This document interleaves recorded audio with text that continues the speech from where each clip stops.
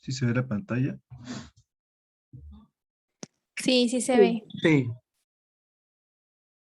Bueno, pues nosotros nos tocó el tema de identificación de la colocación correcta de catéteres y sondas en radiología de los cuidados intensivos. Y bueno, el tema de hoy lo vamos a dar mi compañera Irene y yo, Carlos.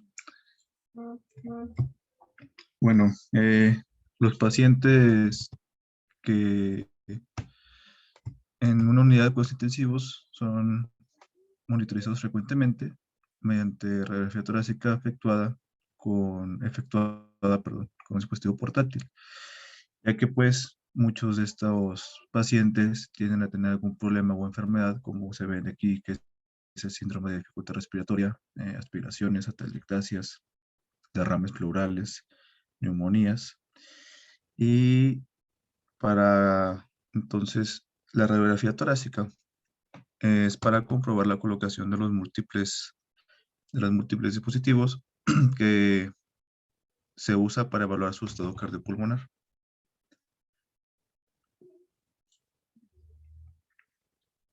Bueno, en la mayoría de las ocasiones, tras la colocación o el intento de la colocación de cualquiera de estos dispositivos, se realiza una radiografía convencional para, pues así, comprobar la posición y descartar la aparición de cualquier complicación de los dispositivos que se insertan, que se manipulan con el paciente, que en las diferentes diapositivas más adelante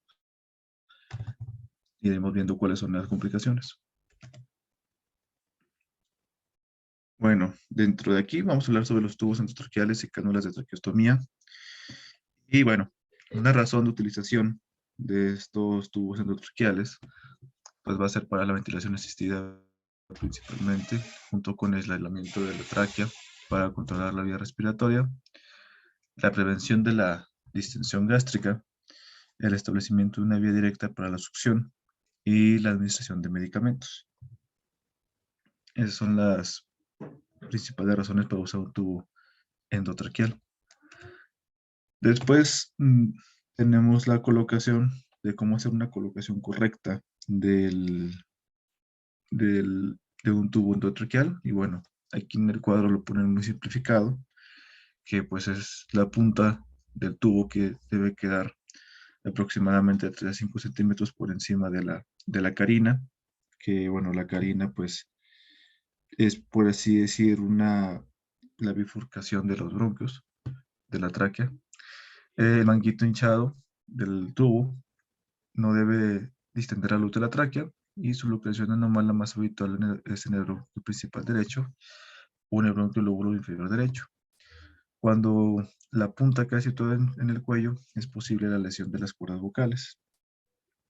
Y bueno, pues estas se hace con la cabeza del paciente en posición neutra, eh, que bueno, posición neutra, pues lo marcan que es la parte inferior de la mandíbula queda en el nivel de C5, C6, y la punta debe estar de 3 a 5 centímetros de la carina. Y esta es aproximadamente la mitad de la distancia entre los extremos mediales de las clavículas y la carina, como se puede ver en la figura.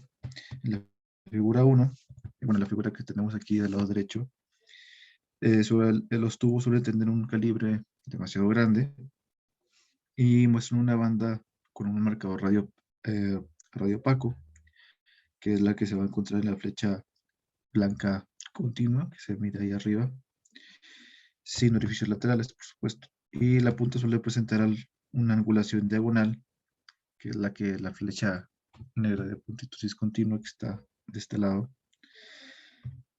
Y con la cabeza del paciente en posición neutra, la punta del tubo debe quedar a 3 5 centímetros de la carina, como les había dicho, que va a ser la flecha negra continua. Y bueno, es una distancia aproximadamente de, a la mitad de la existente entre los extremos mediales de las clavículas, que las clavículas pues van a estar marcadas con las flechas blancas, discontinuas o punteadas, como quieran llamarle, y pues la carina. Entonces, en la siguiente imagen, aquí tenemos cuando la punta del tubo, que es la flecha blanca continua, no debe quedar situada en la faringe, ni en la laringe ni en la faringe, y debe colocarse al menos 3 centímetros distal a la altura de las cuerdas vocales, pues con el objeto de evitar la lesión de estas y la aspiración. Y bueno, la flecha negra continua marca los extremos mediales de la clavícula. Pero creo que aquí. Bueno, cómo localizar la carina en una radiografía torácica normal. Pues bueno, si seguimos retrogradamente el bronquio principal, derecho o izquierdo, hasta que contacte con el bronquio principal contralateral, la carina se proyecta sobre los cuerpos vertebrales de 5, de 6 o de 7 en el 95% de las personas, que es esta parte de aquí, la carina. Entonces, pues el desplazamiento de la punta con los movimientos de flexión y extensión puede provocar el descenso de a veces hasta 2 centímetros de la punta del tubo, y esta es la razón por la cual la punta del tubo debe estar entre 3 y 5 centímetros de la carina para evitar esa flexión o ese descenso. Y bueno, la extensión del cuello desde la posición neutra puede originar un ascenso de 2 centímetros a la punta. La colocación incorrecta y sus derivadas complicaciones de un tubo, pues la colocación adecuada más frecuente, dado que no sé por qué se puso la imagen aquí, pero permíteme ver si le puedo mover porque tapa el texto. Sí, sí lo tapa. Bueno, Si quieres te esperamos, ¿eh? Si necesitas moverlo. no, creo que sí está bien, doctor. O igual, sí, permítame tantito para que no se vea tanto ahí.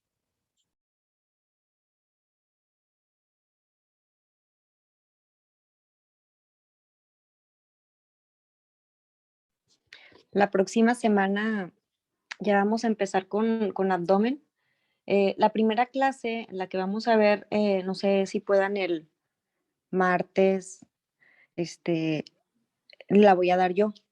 Y después les digo cuáles son las que van a dar ustedes los chicos que faltan de dar clase. Ahorita voy a revisar más o menos cuántos son y para que lean en el libro que estamos utilizando, en el de radiología básica, viene muy bien radiografía de abdomen normal. Entonces, primero vamos a ver, igual que cuando vimos radiografía de tórax, primero vamos a ver radiografía de abdomen normal, anatomía radiológica por placa simple. Y si hay chancita, también vemos de una vez una tomografía para ver anatomía por tomografía y, y por ultrasonido. Entonces, para que le den una revisada. Sí, doctora. Bueno, ya. La colocación incorrecta y las complicaciones, pues la colocación inadecuada más frecuente, dado que el bronquio principal derecho o bronquio intermedio tiene un ángulo pues más agudo que con la carina y un diámetro mayor que el bronquio principal izquierdo, la punta del tubo endotraqueal tiende a deslizarse hacia el árbol bronquial derecho más que hacia el izquierdo.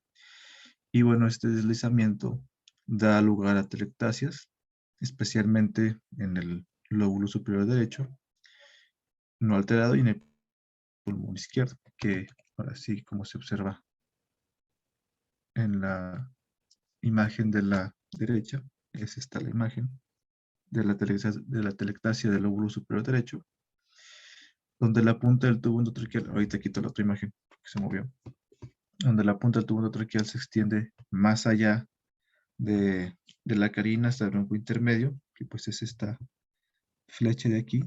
Aquí se puede llegar a notar el tubo endotraqueal que pasa más de la carina, con una agregación únicamente a los lóbulos medio e inferior, como se observa aquí en la imagen.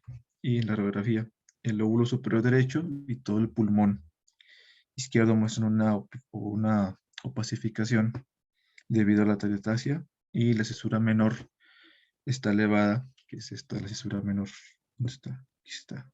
Esta es la cesura menor. Y bueno, continuando con lo anterior, la intubación esofágica inadvertida puede inducir una dilatación bastante importante en el estómago, y la punta del tubo endotraqueal no debe quedar en la faringe ni en la laringe, sino a una distancia de al menos 3 centímetros y estar a la altura de las cuerdas vocales, y en caso contrario, como ya se ha dicho anteriormente, se puede lesionar las cuerdas vocales o generar una aspiración. Y el tubo endotraqueal alto, que es la parte de la flecha blanca continua, que es esta flecha, aquí se viene la punta, no debe quedar pues situada en la faringe ni en faringe, y bueno, pues todo esto tenemos que correlacionarlo con las radiografías para saber si está en una buena posición y no provocar complicaciones futuras al paciente dentro de la estancia hospitalaria. Eh,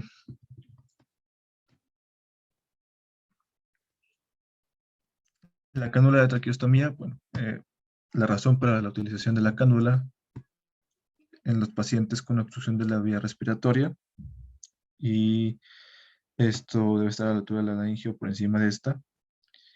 En la insuficiencia respiratoria, obvio con una necesidad de intubación a largo plazo. En la obstrucción de la vía respiratoria durante la apnea del sueño, y cuando la parálisis muscular afecta la deglución o la respiración. La colocación correcta de una cánula de traqueostomía, bueno, aquí la punta debe quedar en el punto medio de distancia entre el estoma a través del cual se ha introducido la cánula de traqueostomía y la carina.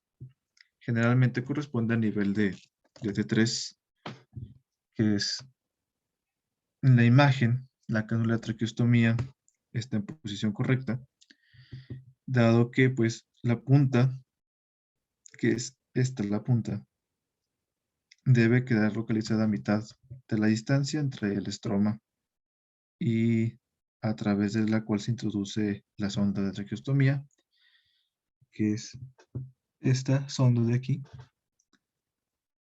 y generalmente pues corresponde a la zona nivel de 3, como ya se había dicho antes.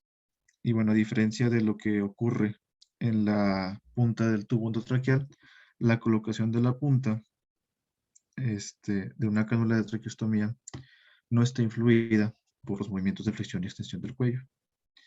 Y el calibre de la cánula de traqueostomía debe ser aproximadamente las 2/3 partes de la anchura de la tráquea.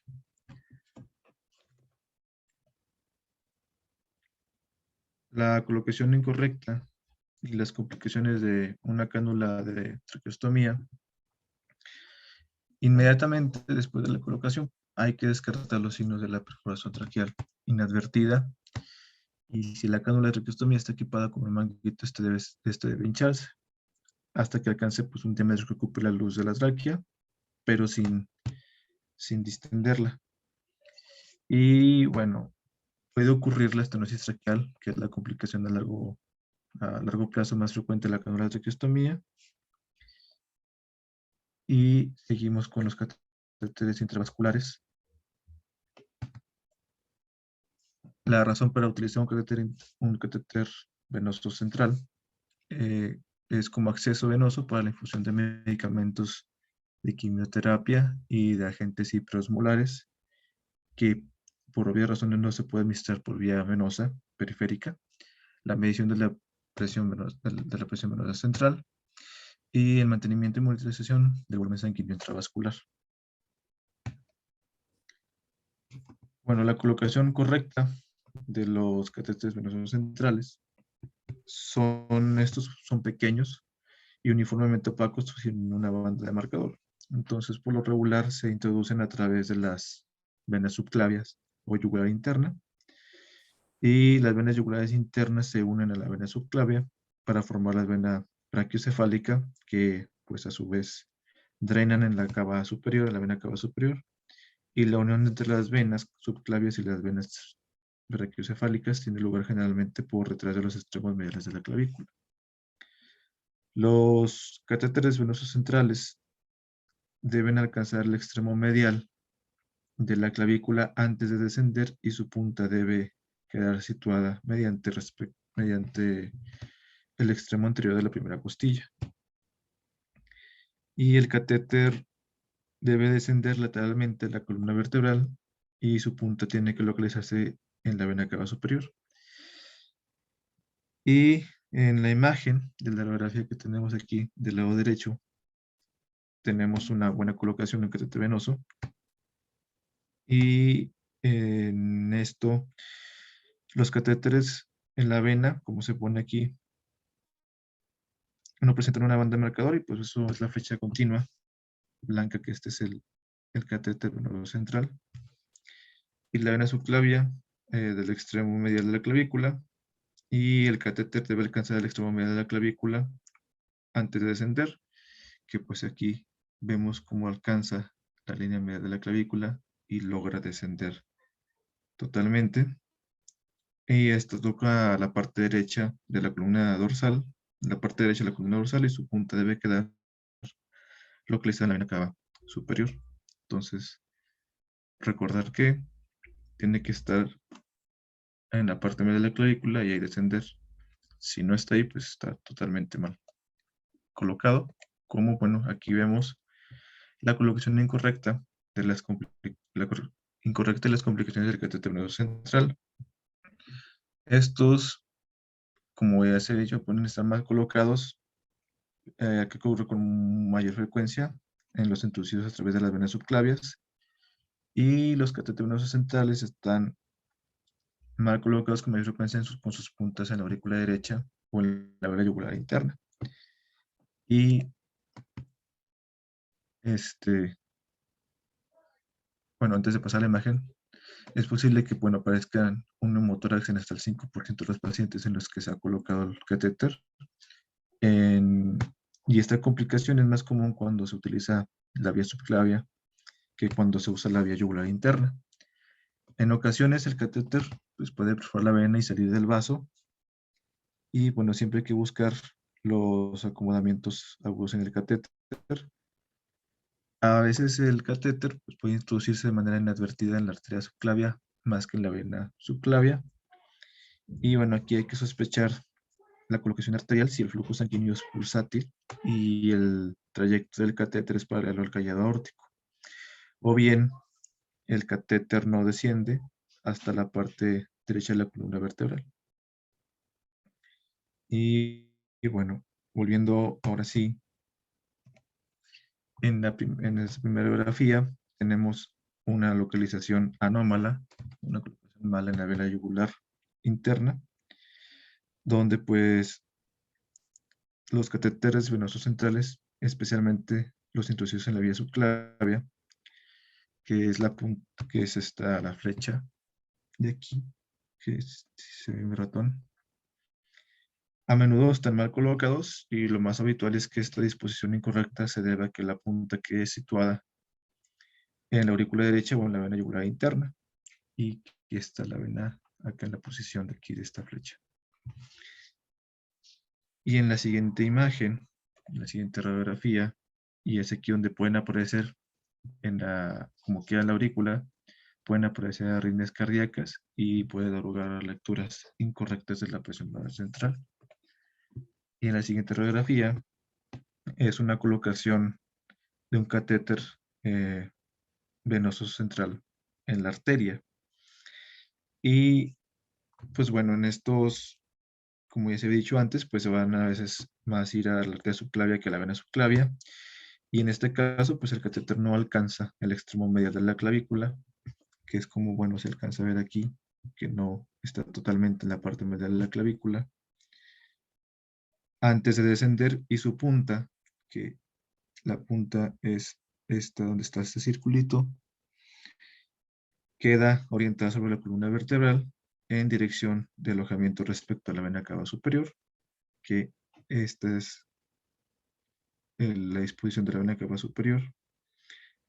Y bueno, aquí si se observa un flujo pulsátil, como les he dicho antes, debe sospecharse la colocación arterial del catéter. Hasta aquí todo bien, doctora. ¿Quiere agregar algo? Continuamos. Sí, hasta aquí alguna duda. Miren, aquí lo que hay que llamar la atención, por ejemplo, en la colocación mm, de los, perdón,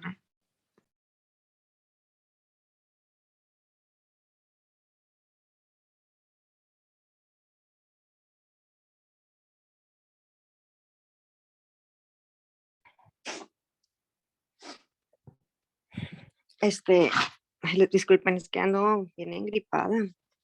Bueno, en la colocación de las ondas de traqueostomía, ustedes ahorita que vieron las imágenes, espero que hayan identificado bien las atelectasias, eso ya no se les debe de pasar, siempre hay que revisarlo, cualquier colocación anómala va a haber pistas de que ustedes les tienen que llamar la atención y en los catéteres endovasculares hay que revisar también, muy importante lo que comentaba el compañero, que no haya un neumotórax. Entonces, siempre revisen, si llegan a ver ustedes un neumotórax, revisen todo el tórax, aunque les pidan la radiografía, la pidan nada más para control de colocación de catéteres o de las ondas.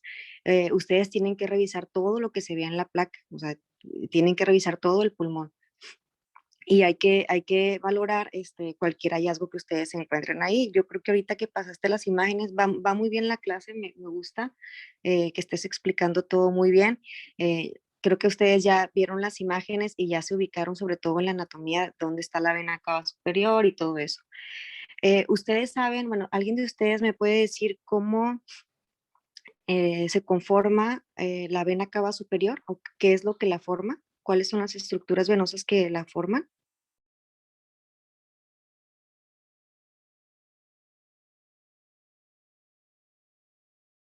Por las venas braquiocefálicas, Ajá. la derecha y la izquierda. Muy bien. ¿Y cómo se forman las venas braquiocefálicas? ¿Qué las conforma?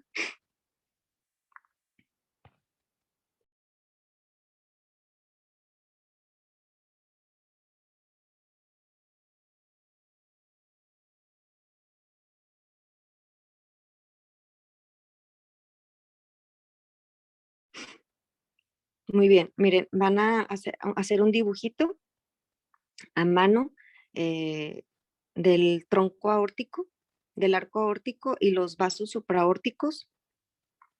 Y también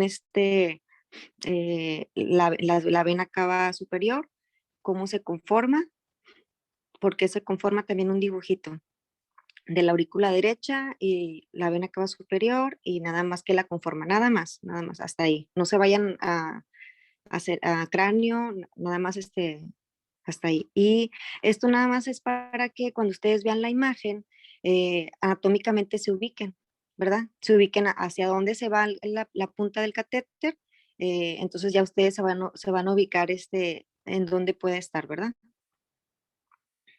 Continúa, por favor.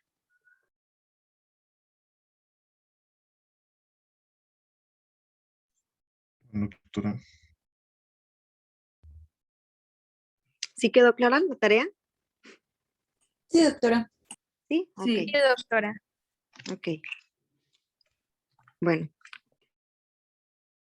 Bueno, aquí hay que tomar en cuenta de esto de dos o más intentos de la colocación de un catéter, ya que la trascolocación de un catéter se obtiene una radiografía torácica frontal, y si fracasa la colocación inicial, es necesario obtener una radiografía de tórax antes de volver a intentar la implantación de otro catéter, para así pues evitar la posibilidad de un neumotórax bilateral. Bueno, los catéteres centrales introducidos periódicamente, o las vías CC y P, las razones para la utilización es para un acceso venoso a largo plazo, esto es, hablamos de meses, para administrar medicamentos como medicamentos de quimioterapia y antibióticos, para la obtención frecuente de muestras de sangre, y bueno, debido a su pequeño tamaño, pueden introducirse en una vena antecubital. En lo siguiente es la colocación correcta de las vías CCIP o las vías introducidas específicamente centrales. Y bueno, aquí la punta debe de quedar en el interior de la vena cava superior, pero también debe ubicarse en una vena axilar, dado que estos dispositivos son tan pequeños y puede haber dificultades para su visualización. Y es como se observa en la imagen, que es la colocación.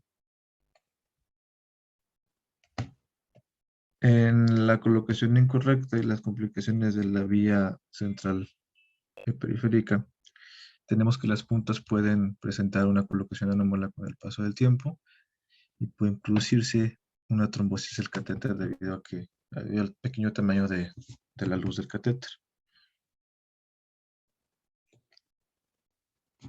En los catéteres arteriales pulmonares de Swan-Ganz, pues la utilización es la monitorización del estado hemodinámico en los pacientes en situación clínica grave y el diagnóstico diferencial entre los edemas pulmonares cardiógeno y no cardiógeno. En la colocación correcta de esos catéteres, los catéteres Swan-Ganz tienen el mismo aspecto que los catéteres venosos centrales, pero estos son más largos. Entonces, ellos se introducen a través de la vena subclavia o yugular interna y sus puntas quedan flotando en los segmentos proximales de las arterias pulmonares de derecha o izquierda. Y bueno, la punta del catéter de Swan-Ganz no debe situarse más allá de unos 2 centímetros de distancia de los hilos pulmonares. Y en la imagen pues, tenemos la posición correcta de un Swan-Ganz y tiene el mismo aspecto que se introduce a través de la vena subclavia o la vena yugular, y con la diferencia que estos son un poco más largos, como se puede observar aquí en esta línea perdón, esta línea negra, esta flecha negra. Y se introducen a través de la vena subclavia o la vena yugular interna. Y bueno, aquí sus puntas quedan flotando en la parte próxima de las arterias pulmonares derecha o izquierda, que aquí es como se puede observar en este círculo negro, como queda medio flotando este tubo aquí a través del catéter. Y la punta pues no debe quedar, como ya se ha dicho antes, a más de 2 centímetros del hilio.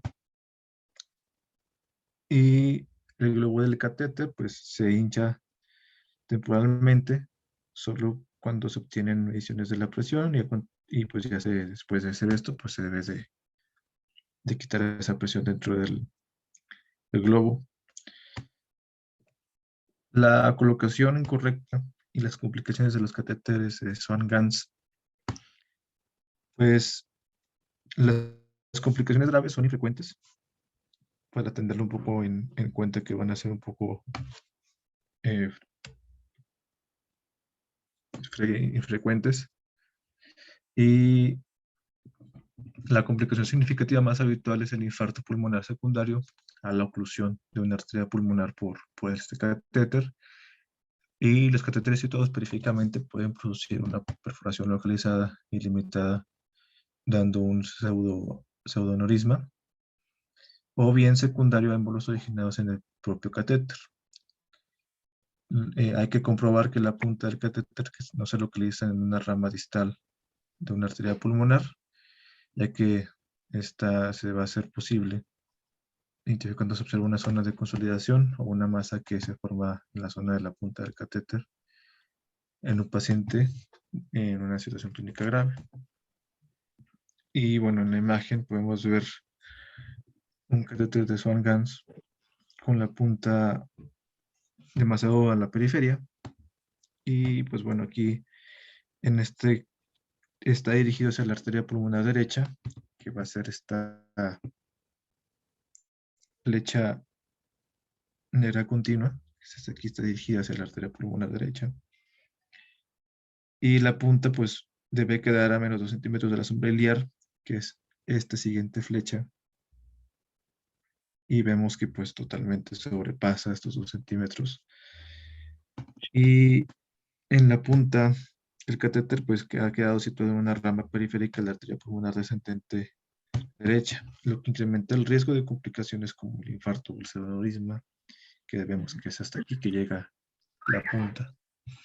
Aquí lo importante, muchachos, lo importante, doctores, es que conozcamos la anatomía bien, ¿verdad? Porque es lo que nos va, por ejemplo, tenemos que nosotros valorar siempre en la colocación de un catéter. Primero tenemos que ver la vía de acceso, ¿verdad? Si fue subclavia o si fue vía yugular. Después vamos a valorar el trayecto y por último tenemos que mencionar siempre en dónde está la punta. O sea, hay que seguir todo el catéter y ver dónde está la punta. Aquí, por ejemplo, la diferencia de un catéter venoso central y de un Sangás sí es que está más largo, pero sobre todo es en dónde queda la punta. O sea, la punta de un catéter venoso central va a quedar, como dijo el compañero, a nivel de la vena cava superior, ¿sí? A veces puede quedar un poquito más abajito, casi ya entrando a la aurícula derecha, pero debe de quedar en la vena cava superior. Y el Sangás se sigue, por eso está más largo, porque pasa por la vena cava superior, entra a la aurícula derecha, o sea, ¿sí me explico? Por eso hay que darle una repasada a la anatomía, para que se ubiquen más o menos, ya que ustedes vean la anatomía por los diagramas que tienen en sus libros, ya lo traspolan en la radiografía. ¿Ok? Sí, doctora. Sí está más largo, pero sobre todo porque por dónde se va a colocar. El catéter venoso central queda en la cava superior y el Swan gas queda en las arterias pulmonares. Entonces, obviamente, el recorrido que va a hacer va a ser más largo, por eso obviamente es más larga. Y el trayecto que va a llevar, pues es el trayecto habitual de la anatomía normal, ¿verdad? Entonces, revísenlo ahorita cuando hagan la tarea, chequen también cavidades cardíacas, que pues ya, yo sé que ya se las saben, pero más o menos, denle una repasada para que puedan ubicar bien y seguir, los catéter cuando los tengamos cuando nos presenten una radiografía para colocación, ¿verdad? Para seguimiento de colocación. Continúa, por favor. Doctora, bueno, los siguientes son los catéteres de doble luz, o también llamados catéteres Quinton, o los catéteres de hemodiálisis. Y aquí, pues, la razón para la utilización, lo principal es hemodiálisis y el mantenimiento simultáneo de vías de entrada para la administración de medicamentos y para obtención de muestras de sangre. Doctora, ya queda menos de un minuto. Ok, pues, entramos de nuevo. ¿Cuántas diapositivas te quedan? Como unas que... De mi parte, Sí. no sé, como otras Como 20 más las de mi 4. compañera. Ajá. Ah, ok. Bueno, vamos a salir y entrar otra vez. Muy bien.